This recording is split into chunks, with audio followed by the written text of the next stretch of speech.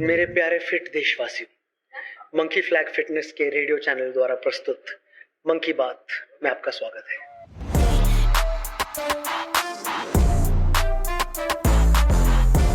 Monkey Baat is an opportunity for us to educate, inspire, and hopefully entertain you guys a lot while we talk about fitness, CrossFit, and everything else that happens at Monkey Flag.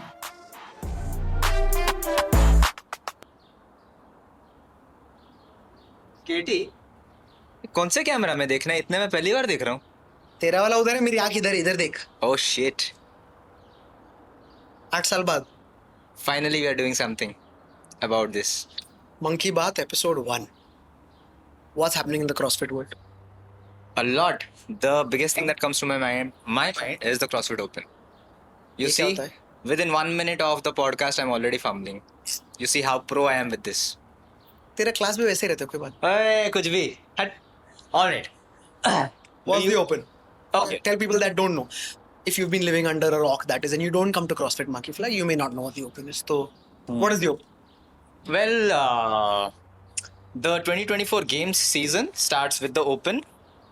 From there, a pool of 25% of the fittest lot goes to the quarterfinal. Then 40 spots, top 40 spots from each region go to the semi-final, and then they go to represent themselves or their affiliate in the CrossFit Games, where CrossFit Games is the biggest fitness event that happens in the globe. But there's much more to that. It's not just the CrossFit Games that we are talking about, but the Open is a great means to bring everybody together, bring the community together, where we not only do a workout together, but it is also an opportunity to celebrate fitness. You may also have noticed, Katie, across the years that with the hype of the event and the atmosphere, people start doing, so somebody who has never done a double under, for example, with the hype coming in, they end up doing a double under or a toes to bar or any movement that they never thought they would otherwise do. So having that community, that bond, the Open is a great way, the great tool to get that going on. Yeah, I think my favorite part about the Open is people who sign up, come up to me later and tell me how happy they are that they pushed themselves and did achieve something that they never thought they could do. So it's just they find out what they think is beyond their potential and it's so achievable for them. What's your favorite part about the Open? Well, Other than losing to me. can we add a few bloopers? Okay. The uncertainty, because you never know what's gonna come, and CrossFit prepares us for life, is what we have been training for all this while. So whatever may come up, just be ready, do that, and then the banter, kick your ass. I love it. I've got 3 workouts to beat you, so it's fine. I think I'll be okay. We'll see, bro. We'll see. At the end of it, we'll see. So why else, other than the community and putting yourself out there with the rest of the CrossFitters, should I sign up for the Open? Do you think? Why should our members sign up for the Open?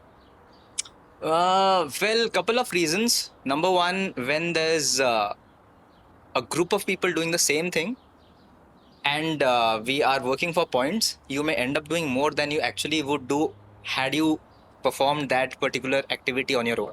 Number one. Another thing is whatever work you have put in across the year, it is a great way to actually see how much of that translates in the workout. Mm-hmm. And then I would also think of it this way, Katie, that the Open also gives you a lot of data. Okay. So, for example, maybe you're pretty good at lifting weights, but if there's a workout that asks you to do more of stamina work, which in our terms we call it conditioning, if someone suffers at that, the Open is a screening tool that exposes if there's a workout that calls for conditioning and you suffer in that workout, then I know that I have a specific goal of working on my stamina or conditioning for the next year so that I'm prepared for the next Open. So it gives you pretty cool data is what I feel. Nice. I mean, if you're a hardcore CrossFitter who's really bothered about their performance, I get that. But I think, if you've just been doing CrossFit for a month, it's still a great place to start. Only because when was the last time outside of a fitness competition that doesn't matter much, have you put yourself in a place that makes you nervous, And if that's not something you do very often, it's a great tool with very few sort of negative outcomes that you could have. There's nothing to lose. Yeah. But still, there's a little bit of nerves that you learn to deal with. And when we talk about CrossFit, we talk a lot about neurological fitness, what's happening between the ears and the mind. And it's just another opportunity to put yourself in a situation where you're uncomfortable. And that's when most positive adaptations and growth happens, right? So it's just putting yourself in a situation that you would normally not put yourself in, a little bit discomfort, but with the support of the community. I know last year so many people, there's just so much cheering and so much love, and people bringing food and sitting here and spending the whole day cheering for their teammates. In that sort of scenario, I think it's just a lot more fun to put yourself under pressure. So it's a great thing to do, irrespective of what your fitness goals are, how long you've been doing CrossFit is what I think. What do you not like about you? Well, like most people, some movements that you just don't want to turn up, that is something. But otherwise, it's a very hard question to answer. And what is it that I don't like? Well, I suck at losing. So if I see you, You'll get used to it this year. But I'm right behind you. You slack, I go over you, bro. We shall see. We will. बस इस बार वापस rowing और wall balls पहले workout में ना आए, यही मेरे क्रॉसफिट के देवताओं से प्रार्थना रहेगी. We'll see how that goes. Nice.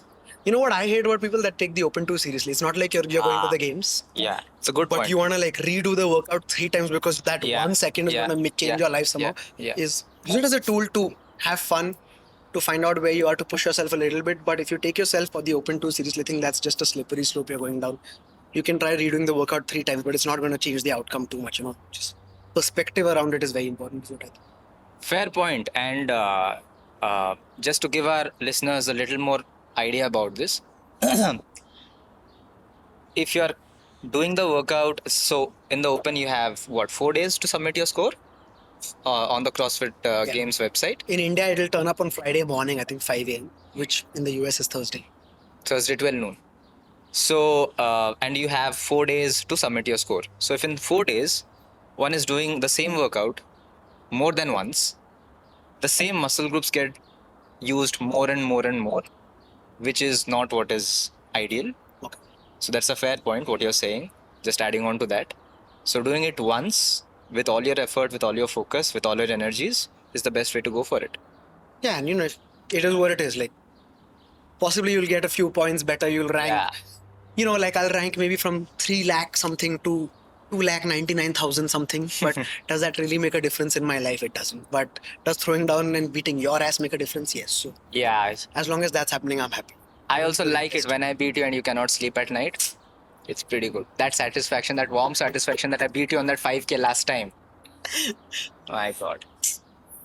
Just a little flu, that's okay. Yeah, excuses. Blah, blah.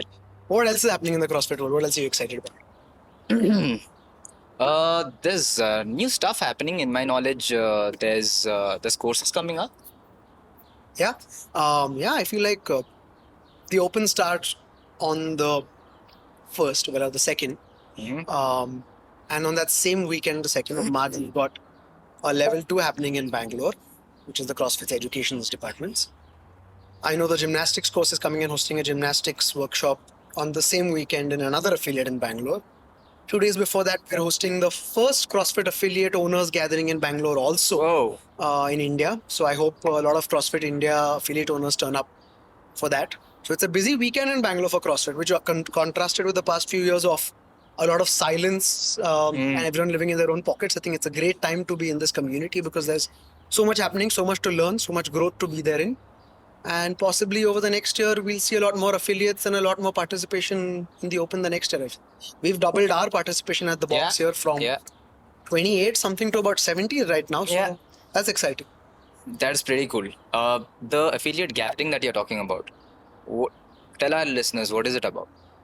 So it's going to be, we've brought it down to a day just so that it doesn't clash with the Open, but it's a day of all of us box owners from across the country coming together, sharing business practices, sharing our pain points, working out together, getting a meal together. And I'll tell them about how I beat your ass in the Open last year and I'll do it again this year also. So it's just that. You have have a 1 hour talk on that. Recently, bro. Let's snatch. Sure, let's do it. When it comes to strength to body weight ratio, sorry for being technical, but it is what it is. we let the opens go talk. We'll But see. that's what the gathering's about. Mhm. And yeah, I'm excited for that. It's the first time we're having one in this country, so it's a good move.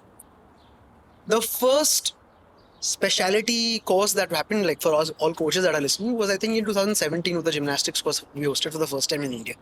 So it's taken a long time for us to get things rolling and more consistent, but finally we're at a place where we've got level 1s, level 2s, specialty courses happening often enough in the country, so there's enough opportunity for everyone to grow, everyone to learn, enough mentors coming in, so there's access to people that we may not have it in the past. So it's a good time for CrossFit in India. Okay. Tell me a little bit about let's say the gymnastics course. Why should a aspiring coach do the gymnastics course? Well, I'm not going to say gymnastics course, but I think most coaches should go out and do any sort of physical training, education. Even if that means going and learning a different sport and just watching another coach use their craft and coach, it's a great place for you to go and plagiarize some ideas. Yeah, so how they lead a warm up, how they teach a certain movement, what can I take away from there to use in my own sessions. I know an equestrian sport coach, a close friend of mine who had one. Uses ideas from our CrossFit sessions in terms of how to use them for his horse riding classes. So it's just about if you go out with an open mind and you learn some more things about how you teach movement. Steal whatever is nice. Steal whatever's nice, yeah. Be a little like Bruce Lee, be like water. And that's it. That's why you should go out and do more courses to sort of learn more about other people's styles. And then the theory of gymnastics that the gymnastics course teaches, which is a big part of CrossFit, right? All your body weight movements that we call gymnastics, right? From a squat to a muscle up and everything in between. It's just more tools in your toolbox that you could use. So you're saying it is more empowering for an individual to have that education and then apply it to their training. Okay. Pretty much. And I know you've done it once. What was your great experience about that? Well, it's a story that I want to share. Okay. So there was a big class and we had headstands and press to handstands. And I saw you taking the class. And I saw you scaling the variations down a little bit. And I saw some people do it who had never thought that they will be able to do that off the box, cutting the range down. And that happiness on their faces, that they never had thought that this is going to be possible. That is the day when I realized that this has a lot of power. Is why I wanted to learn gymnastics. Because I first did a specialty course in weightlifting. So after that, I realized that teaching gymnastics relatively for me as an individual, in my opinion, gymnastics is more difficult to coach. Is why I wanted to do that. Because after that, ever since I have little more tools in my toolkit to coach gymnastics, the power it brings to you as a coach is impeccable. That is my reason. Nice. And then, technically speaking, how to spot, how to make the movement safe, what's your threshold, how to build up on your threshold, all these kinds of stuff. It's pretty cool. It's worth the effort. Again, I think that depends on what your background is. Some people may find teaching certain things easier than the other. Could be. But it's still nice to have more tools in your toolkit. The level 2 is happening, which I am attending again after, I believe, 6 or 7 years. I want to bust your ass. Why didn't you tell our listeners why are you going to do the L2? What happened with the L4? Well, there's two things, right? First, I need a certain number of continuing education credits to keep my level 3, which I know you're studying for. But what's the second reason? The other reason is that I need to go back to relearning coaching because I went and failed my level 4 evaluation really well. So you failed pretty well, huh? I failed really, really well. I like surprisingly did well at failing. So that's the other reason I'm doing it. But I know it's changed a lot. So what's your take? Why should coaches go take the level 2? I would say the level 1 is more like an entry point into learning what CrossFit is. What is the methodology? Why we do things the way we do it. While the level 2 is very hands-on, where you are being taught how to teach. So there are group breakouts rather, where you have small groups. You start teaching one-on-ones. You start teaching 1:3 people, so 3 people classes, up to 7 to 8 people classes, and they really hammer you with a lot of feedback on how you should be coaching. So that is pretty cool. I benefited a lot out of it. They not only tell you what to assess for in a particular movement, but also give you a lot of movement cheat codes, which you can use then to refine movement and get your athletes moving better. So if you want to be a better coach, you want feedback on your coaching. That's one of the primary. That's very important. Yeah. Otherwise, stagnation is very easy. And especially in our country, where there's not a lot of boxes, a lot of new coaches, I think it's a great place to go back to get some feedback, which I know I didn't get for a really long time, which is why I'm looking forward to the level 2. Yeah. Yeah, that's it for this week, I think. Anything else you want to tell our listeners before we shut it off? Do you want to circle back to the Open? Yeah, sign up for the Open if you haven't already. And should we also talk about what prep should one go through? Okay, what are you doing? What are you doing to prep for the Open? Well, there are 2 parts to it. One is physical, one is mental. I think it is as physical as it is mental. So mental prep, I have a strategy. I've summed it up nicely. I call it the COPE. Which means basically dealing with things that are tough. C stands for competing with oneself. So when I am doing the Open, do I have that mindset that I am trying to be 1% better than what I was yesterday? That is a very good place to be in. If that is the case and that is the mindset that I'm entering the gym with or approaching life with, then I know that I'm in a very good place. Okay. So compared with your previous scores and yourself than others? That is like a tangible thing. O stands for opportunity.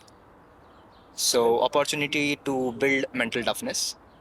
So I have I'm very high on being mentally fit, mentally tough, because that then translates to your physical activities day to day. So when you know that there is a workout that you're going to approach, that is approaching you, and that is a great opportunity to build mental resilience. Because as we had started the podcast with saying that CrossFit prepares us for life. We had recently been to Berlin, we were carrying bags and we ran 1 kilometer, I think in 10 minutes to make our flight. That is what CrossFit trains us for. So being there, adaptable and resilient, this is a great opportunity to do that. Yeah, I agree. Yeah, like most days when you turn up for a workout, there's nothing that's at stake, and a little bit of ego and put a scoreboard, and suddenly there's so much more seriousness that people tackle the workout with. Yeah. As Coach Glassman says, men will die for points. I think it's true. So it's just to change how you think about your training is a nice way to put it. It doesn't need to be anything beyond that. And the next one is P. P is positive self-talk. So positive self-talk, positivity in general. What I mean by that is do what you can with what you have. And then no complaints, no drama, no excuses. Just do the job. Task in hand. Keep it very simple. If you approach everything with that attitude, life is good. It's just how you look at things. As Coach Ben Marjuran said, there's no good or bad. It's just how you see things. And then E stands for enjoy. I'm really big on that. So it is a big event, yes, but we are doing this to enjoy ourselves. So as much as I like smoking your ass in the workouts, if you hit a clean and jerk PR, I'm very happy for you. End of the day. And after we are done with our banter, we continue to banter, by the way. But I feel nice about you, bro. Not in a negative way, in a very positive tone. All right, yeah. Turn up to have fun. Yeah. So sign up for the Open and bring beer when you're done in the evening. Yep. That's how it should be. All right. Good to go.